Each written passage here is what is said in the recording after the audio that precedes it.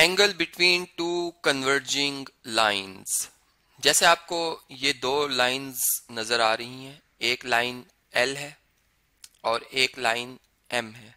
ये दोनों converging line इसलिए हैं कि ये एक पॉइंट पर इंटरसेक्ट कर रही हैं। ठीक है, अब वो कौन सा पॉइंट है?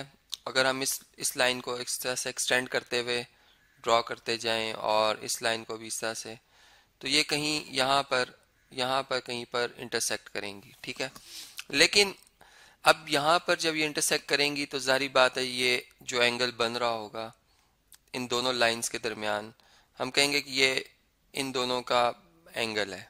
जो कि मैंने अभी मतलब अगर आप देखें तो ये लाइन इस तरह से पास हो रही थी। मैं थोड़ा सा इसको मतलब इसलिए इस तरह ड्रॉ किया था कि आपको नजर आ सके कि ये आपस में इंटरसेक्ट कर रही हैं। ठीक है, लेकिन करेंगे इंटरसेक्ट कहीं दूर जाकर। तो अब हम इसे ये प्रैक्टिकली कैसे फाइंड कर सकते हैं कि इन दोनों लाइंस के दरमियान कितना एंगल बन रहा है?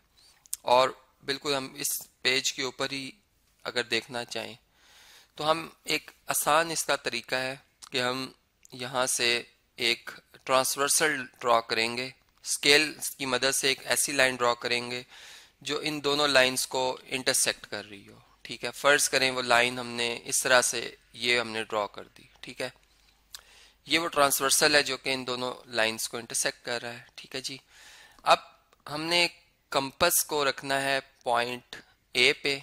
ठीक है, इसकी जो मेटल नोक है उसको पॉइंट ए पे रखना है और कंपस की नोक और पेंसिल की नोक के दरमियान जो फासला है जिसे हम रेडियस कहते हैं, इसे हम अंदाजन 1 सेंटीमीटर या इससे कम रखकर यहाँ पर एक एंगल बनाएंगे। ठीक है, फर्ज करें यहाँ से लेके यहाँ तक। ठीक है जी, और फिर हम पेंसिल को मतलब जो कंपस की नोक है इसको रखेंगे इस पॉइंट बी पे और पेंसिल को रखेंगे इस पॉइंट सी पे, यानी बी से सी ये जो डिस्टेंस है इतना रेडियस रख लेंगे इस कंपस का। ठीक है जी, ये हमारा सेकंड स्टेप होगा कि हमने सी बी डिस्टेंस इतना रेडियस रखना है। ये रखने के बाद हम यहाँ पर एक पॉइंट जहाँ पे ट्रांसवर्सल इस लाइन एल को टच कर रहा है, फर्ज करें ये एन पॉइंट है, हम इस तरह से मतलब इस जो आपको पिंक कलर की रे नजर एंगल सॉरी ये नजर आ रही लाइन नजर आ रही, इससे हम बनाते हुए एक एंगल बनाएंगे। ठीक है, या एक आर्क ड्रॉ करेंगे। पहले हम इस तरह से एक आर्क ड्रॉ कर लेंगे।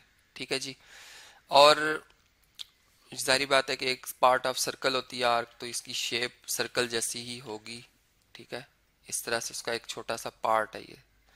अब हमने क्या करना है कि चूंकि हमने रेडियस तो बी से सी जितना ही रखा हुआ है, हम देखेंगे कि कहाँ पर ये आर्क ने इस लाइन को या इस ट्रांसवर्सल को इंटरसेक्ट किया है। ठीक है, इसे मैं ट्रांसवर्सल लिख रहा हूँ चूंकि ये एक ऐसी लाइन है जो दो लाइंस को इंटरसेक्ट कर रही है।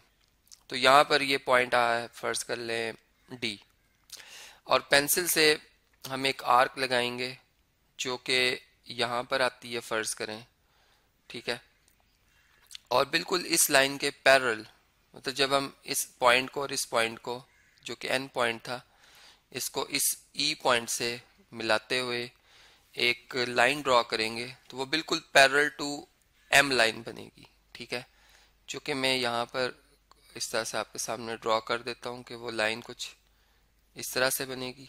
ठीक है, बल्कि यहाँ से मुझसे थोड़ी सी ये गलत बन रही है, थोड़ा सा स्कोर ऊपर बनाना चाहिए मुझे यहाँ पर इस तरह कि बिल्कुल पैरेलल ये बनेंगी लाइंस। ठीक है, गिवन लाइन एम, चूंकि हमने ऑलरेडी ये डिस्कस किया हुआ टॉपिक के गिवन लाइन के पैरेलल अगर हमें एक लाइन बनानी हो जो कि पैरेलल टू गिवन लाइन तो कैसे बन सकती। बिल्कुल हमने यहाँ पर अल्टरनेट एंगल्स बराबर किए हैं।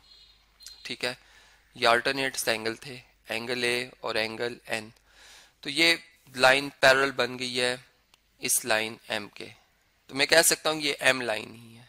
ठीक है, और आप ये अगर कंपास को रखें यहाँ पे या प्रोटेक्टर को रखें तो आप यहाँ से बड़ी आसानी के साथ इस एंगल को मेजर कर सकते हैं। ठीक है, कि ये एंगल कितने डिग्री बन रहा है।